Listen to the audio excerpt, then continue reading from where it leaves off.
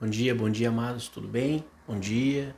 Estamos aqui mais uma vez reunidos para falar sobre a nossa listagem de salmos, que é o Salmo 130 hoje. Vamos falar sobre os salmos de romagem, salmos de romaria, salmos de peregrinação, cântico dos degraus, chame como tu quiser, como tu achar melhor. E nós precisamos completar a nossa listagem, que vai do Salmo 120 ao Salmo 134. Hoje nós vamos falar sobre o Salmo 130, que é um salmo maravilhoso, um salmo que nós podemos entrar na presença de Deus profundamente através dele, e eu te convido a fazer essa viagem conosco, queridos. Salmo 130 é um salmo maravilhoso, não à toa é um salmo que está em duas listagens das mais conhecidas, que é, primeiro delas é os salmos de romagem, que é essa que estamos fazendo, e depois os salmos penitenciais. Quem já ouviu falar nisso? Quem já ouviu falar sobre os salmos penitenciais? São salmos em que são classificados dessa forma porque o autor estava clamando por perdão. Havia praticado iniquidades profundas, estava num momento onde a sua alma estava abatida e ali ele estava clamando pelo perdão de Deus. E hoje nós temos aí o Salmo 130, que faz parte dessas duas listas, e já é uma dica da minha próxima listagem de salmos, são os salmos penitenciais. Quando encerrarmos os salmos de romagem, continua atento no nosso canal que nós vamos iniciar os salmos penitenciais e vamos falar sobre eles. São 7 ao total, que é o Salmo 6, Salmo 32, Salmo 38, Salmo 51, 102, Salmo 130, que é esse que estamos aqui a falar hoje, e o Salmo 143. Por isso, amados, fique atento em nome de Jesus. Hoje nós vamos falar sobre um salmo muito legal, que é aqui o Salmo 130. Vou pegar a palavra do Senhor, vamos fazer uma leitura. Talvez, amados, hoje nós passe dos 10 minutos, porque este salmo é um salmo muito especial. Mas vamos tentar manter aí o nosso tempo em nome de Jesus, tá? O que diz o Salmo 130? Das profundezas a ti clamo, ó Senhor. Senhor, escuta minha voz. Seja os teus ouvidos atentos à minha voz, a voz das minhas súplicas. Se tu, Senhor, observares as iniquidades, Senhor, quem subsistirá? Mas contigo está o perdão, para que sejas temido. Aguardo o Senhor, a minha alma o aguarda, e espero na tua palavra. A minha alma anseia pelo Senhor, mais do que os guardas pelo romper da manhã. Sim, mais do que aqueles que esperam pela manhã. Espere, Israel, no Senhor, porque no Senhor há misericórdia e nele há abundante redenção. E ele remirá a Israel de todas as suas iniquidades. Então aqui, Salmo 130, um salmo em que o salmista está abrindo seu coração a Deus. Está clamando por misericórdia, está clamando por perdão. Nós temos aqui ele falando sobre profundezas. Antes eu queria falar um pouquinho a respeito desse salmo. Esse salmo, ele era um dos salmos preferidos de 3 grandes pessoas dentro do nosso evangelho, dentro das interpretações, traduções, linhas teológicas, enfim. Ele era um dos salmos preferidos de Agostinho, Lutero e Calvino. Curiosidades aí, para que a gente possa entender porque esse salmo é tão especial. Salmo 130. É um salmo, queridos, em que nós vemos aqui logo no primeiro versículo que o salmista está dizendo: olha, das profundezas a ti eu clamo, ó Senhor. Das profundezas, que profundezas é essa que ele está falando? Profundezas em que a sua alma está mergulhada, e nós já falamos que são salmos de redenção, salmos em que pede-se perdão a Deus. Então provavelmente aqui esse salmo é anônimo, mas alguns estudiosos sugerem o rei Ezequias. Mas o salmista, o fato é que ele estava aqui profundamente emaranhado em seus pecados. Ele havia cometido um erro, um pecado, e provavelmente aqui estava muito, mas muito arrependido do seu erro, a ponto de clamar ao Senhor das profundezas em que a sua alma estava emaranhada, das profundezas que a sua alma estava colocada, das profundezas em que ele se encontrava, profundezas emocionais, de tristeza, abalo. Senhor, escuta minha voz, sejam os teus ouvidos atentos à minha voz, à voz das minhas súplicas. Aqui ele está pedindo para que o Senhor venha ouvi-lo, para que o Senhor atente para a sua voz, para a voz das súplicas que ele está fazendo. Amados, nós temos que ter o entendimento de que em alguns momentos da nossa vida não basta nós apenas pedir. Nós temos que clamar, temos que suplicar. O que é a súplica? Quem me acompanha ou quem congrega com a gente já sabe, eu já expliquei algumas vezes o que é a súplica. A súplica, queridos, é quando tu sabe que tu não tem direito a nada, mas ainda assim tu suplica ao Senhor. Ainda assim tu suplica ao Senhor porque tu sabe que Ele é um Deus e é o único Deus que pode te perdoar e pode fazer com que seja alcançada as tuas petições através da sua misericórdia. Quando nós pedimos algo a alguém, nós talvez estamos pedindo aquilo que mereçamos ou aquilo que nós pensamos merecer, mas quando nós suplicamos, nós falamos, Senhor, eu não mereço isso aqui, mas ainda assim eu quero. Ainda assim eu quero. E aqui o salmista não está fazendo nada além disso. E ele fala, depois, se tu, Senhor, observares as iniquidades, Senhor, quem subsistirá? Então ele, Senhor, me ouve, Pai. Ele pede, Senhor, ouve a minha voz.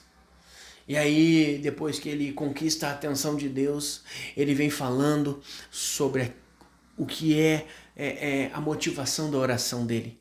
É claro que ele está aqui nesse momento se desculpando para o Senhor, mas não dizendo, Senhor, eu errei porque esse errou, eu errei porque aquele errou, eu errei porque, Senhor, erraram contra mim, eu estou abalado emocionalmente, Pai, eu fui injustiçado. Não, não. Ele simplesmente está dizendo, Senhor, eu sou igual a todas as pessoas que erram, eu sou igual a todas as pessoas que falham, eu sou um ser humano, Pai. E se tu observares a iniquidade dos homens, ninguém existiria, ninguém subsistiria, ninguém continuaria vivo a partir desta tua análise, porque a tua santidade permite, Senhor, que o Senhor analise cada um e os nossos pecados fariam que nós morrêssemos diante da tua presença. E depois ele fala, mas contigo está o perdão, para que sejas temido. É interessante isso que ele coloca para Deus aqui, amados, e nos dá uma conotação de que nós podemos sim, a palavra não é essa, queridos, mas vamos usar esse termo, barganhar com Deus. Pedir para Ele e dizer, Senhor, contigo está o perdão, Senhor.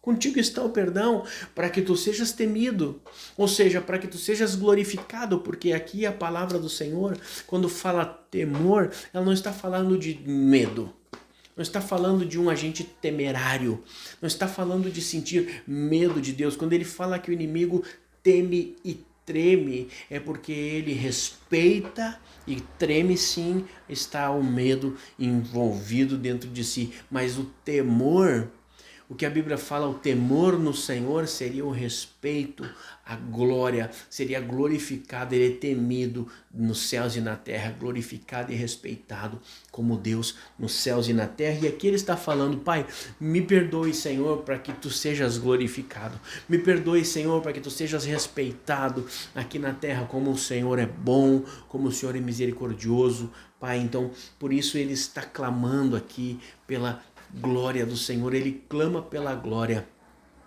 Aqui nesse momento ele apela para a glória de Deus, ele apela para a glória do Senhor aqui no momento deste salmo, queridos.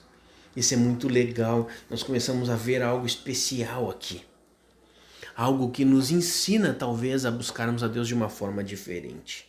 E ele fala, minha alma, Senhor, anseia pelo Senhor, a minha alma anseia pelo Senhor mais do que os guardas pelo romper da manhã. Sim, mais do que os guardas pelo romper da manhã, ele fala e depois ele reforça.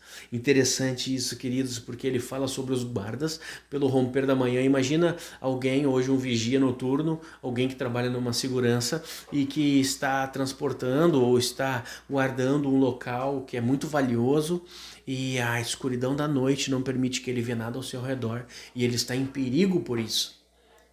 E aqui ele fala: minha alma anseia pelo Senhor mais do que os guardas pelo romper da manhã. A tranquilidade que um guarda vê quando o sol raia, quase chegando no momento da rendição, chegando no momento de ir para casa com seu dever cumprido. Aqui ele diz que a alma dele anseia pela presença de Deus mais do que um guarda pela manhã. E queridos, isto é muita coisa. Nós temos que ansiar pela presença de Deus desta forma, amados, desta forma. E depois que ele fala sim, mais do que aqueles que esperam pela manhã, ele está falando duas vezes, está confirmando aquilo que ele disse: olha, eu espero muito por ti, Senhor, mas muito mesmo, pelo teu perdão, pela tua ação dentro da minha causa, dentro daquilo que eu preciso, que eu necessito. E eu acho interessante aqui, queridos, e vai contra algumas orações que eu vejo por aí. Ele não está clamando pelos seus direitos. Ele não está dizendo: Senhor, eu tenho direitos aqui. Pai, ele não está dizendo: Senhor, faz justiça. Amados, se Deus for nos dar aquilo que merecemos, que temos direito, nós seremos aniquilados. Se Deus for exercer justiça sobre nós, a sua justiça, seremos aniquilados. Mas ele está clamando pela misericórdia de Deus aqui. Senhor, tu és misericordioso, tu és bondoso, Pai. Se tu observares a iniquidade, Pai, se tu olhar para os pecados do mundo, quem vai restar, Senhor? Não vai restar ninguém. Por isso, Pai, eu te peço perdão. Eu errei, de forma nenhuma justificando seu erro, mas pedindo e clamando pelo perdão de Deus. E ele fala: espere, Israel, no Senhor, porque no Senhor há misericórdia e nele há abundante redenção. Então ele não fala apenas por si, mas agora está clamando por Israel, por seus compatriotas, por seus irmãos.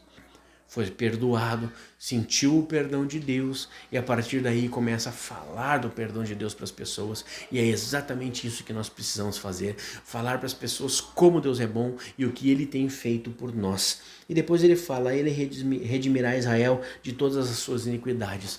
É como se tu chegasse para alguém hoje e falasse assim: cara, todos nós somos pecadores, eu encontrei Jesus, eu fui perdoado e agora é a tua vez. É desse Deus que eu quero falar para ti. É desse Deus que eu quero falar para ti. Amém, queridos? Então nós estamos chegando a 13 minutos de vídeo. Leia esse salmo, mastigue esse salmo, viva esse salmo, entenda este salmo, queridos. É o que eu te peço, em nome de Jesus Cristo. Agora, nesse momento, eu te peço mais uma coisa: compartilhe esse canal, curta esse canal. Nós estamos melhorando nossa estrutura e eu preciso muito do teu apoio, muito da tua ajuda para que nós venhamos a melhorar ainda mais. Queridos, dê um like. Gostou do conteúdo? Dê um like. Amém? Te inscreve no canal. Se tu gostou desse vídeo, deixa um like para mim. Eu tracei as métricas no YouTube ali. Mais de 50% das pessoas que assistem os nossos vídeos não estão inscritos no canal. Então te inscreve no nosso canal.